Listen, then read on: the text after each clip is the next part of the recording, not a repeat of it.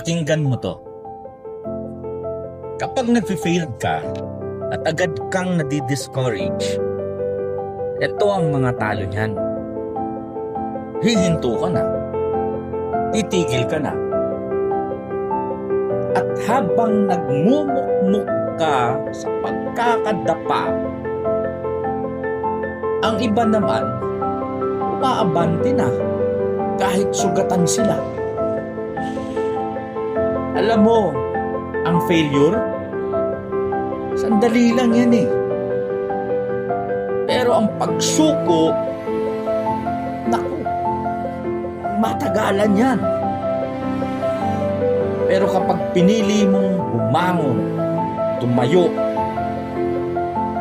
lumaban, ito ang panalo niya.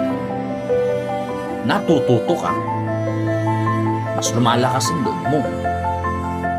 Mas lumilinaw ang direksyon.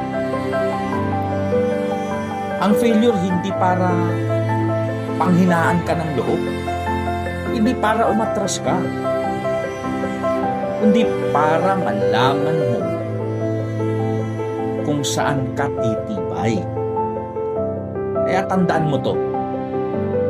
Hindi ka talo hanggat hindi ka tumitigil.